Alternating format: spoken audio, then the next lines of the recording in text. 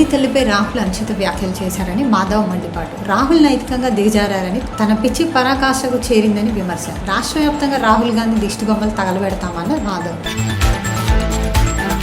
చంద్రబాబు ముఖ్యమంత్రిగా తొలిసారి బాధ్యతలు చేపట్టి నేటికి 30 ఏళ్లైంది. చంద్రబాబు దార్శనికత కలిగిన ముఖ్యమంత్రి అని, తెలుగు రాష్ట్రాల అభివృద్ధిలో ఆయన ముద్ర చిరస్మరణీయమని పవన్ కళ్యాణ్ ప్రశంసలు.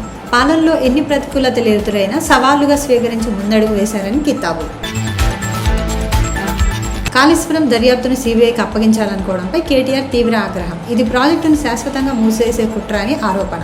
గోదావరి జలాలను ఆంధ్రాకు తరలించేందుకు ఈ ప్లాన్ అని విమర్శ. కాంగ్రెస్, బీజేపీ కలిసి తెలంగాణకు వ్యతిరేకంగా పనిచేస్తున్నాయని ధ్వజం. రాష్ట్ర వ్యాప్తంగా 2 రోజుల ఆందోళనకు బీఆర్ఎస్ పిలుపు.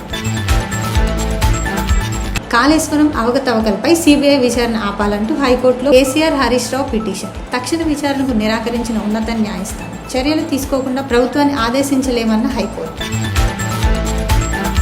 నీటి కాలుష్యాన్ని గుర్తించేందుకు ఐఐటి గువాహటి కొత్త సెన్సార్. పాల ప్రోటీన్ థైమిన్తో నానో సెన్సార్ రూపకల్పన. క్యాన్సర్ కారక పాదరసం, యాంటీబయాటిక్స్ ను గుర్తింపు. 10 సెకండ్లలోపే కాలుష్యాన్ని పసిగట్టే సామర్థ్యం. నాగపూర్లో అఖిల భారత మహానుభావ పరిషత్తు కార్యక్రమాల్లో నితిన్ గడ్కరీ వ్యాఖ్యలు. జీవితంలో విజయం సాధించడానికి అడ్డదారులు ఎంచుకోవద్దని ప్రజలకు సూచించారు. నిజాయితీ, విశ్వసనీయత వంటి విలువలను పాటించాలని హితవు. వాయవ్య బంగాళాఖాతంలో అల్పపీడనం ఏర్పడే అవకాశం. తెలంగాణ, ఏపీలలోని పలు జిల్లాల్లో వర్షాలు పడనున్నట్లు వెల్లడించిన హైదరాబాద్ వాతావరణ కేంద్రం. ఉపరాష్ట్రపతి బరిలో నిలిచిన జస్టిస్ సుదర్శన్ రెడ్డికి మద్దతు ఇవ్వాలని చంద్రబాబు, పవన్, కేసీఆర్, జగన్ కు రేవంత్ రెడ్డి విజ్ఞప్తి. రాజకీయంగా ఉన్న భిన్నాభిప్రాయాలు పక్కన పెట్టాలన్న రేవంత్ రెడ్డి. E20 పెట్రోల్పై సుప్రీంకోర్టు కీలక తీర్పు. పెట్రోల్లో 20% ఇథనాల్ కలపడాన్ని సవాల్ చేసిన పిల్ కొట్టివేత.